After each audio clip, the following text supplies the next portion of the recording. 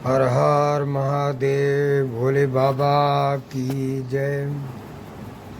आज का कथा है गौरा गौरी शिव पार्वती की कथा। एक बार की बात है, माता पार्वती ने भगवान शिव को पति रूप में पाने के लिए कठोर तपस्या करने का निश्चय किया। उनके पिता पर्वतराज हिमालय इस बात से चिंतित थे क्योंकि शिव जी एक योगी, भस्म रमाए हुए और कैलाश पर रहने वाले थे। लेकिन पार्वती जी का मन अटल था। उन्होंने घने जंगल में जाकर अन्न जल त्याग कर केवल शिव नाम का जाप करते हुए घोर तपस्या की।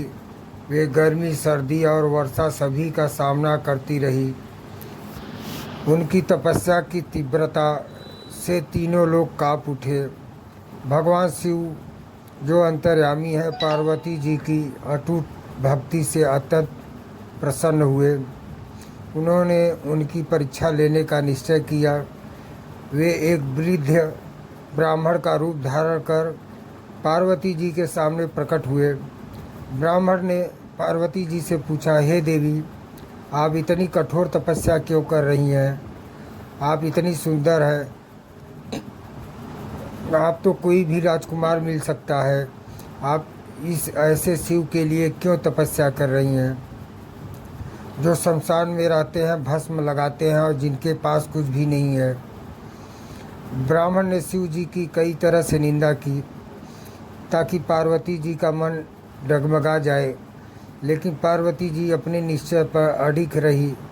उन्होंने क्रोधित होकर कहा, हे ब्राह्मण, आप जिनके बारे में इतना बुरी बातें कह रहे हैं, वे स्वयं परम ब्रह्मा हैं, तीनों लोकों के स्वामी हैं।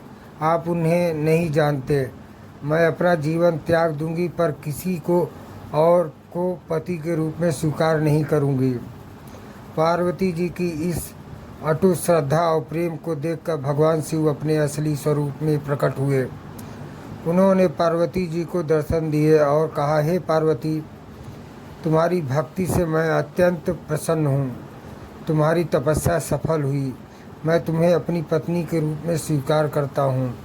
इस प्रकार माता पार्वती को उनकी दृढ़ भक्ति और त्याग के बल पर भगवान शिव पति रूप में प्राप्त हुए। यह कथा शिव पार्वती के अटूट प्रेम, निष्ठा और समर्पण को दर्शाती है।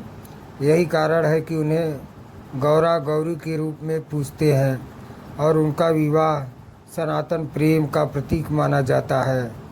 यह कथा हमें सिखाती है कि सच्ची लगन और निष्ठा से हर मुश्किल कार्य को सिद्ध किया जा सकता है और प्रेम से विश्वास और त्याग का बहुत महत्व है। बोलिए प्रेम से गौरा पार्वती माता की जय।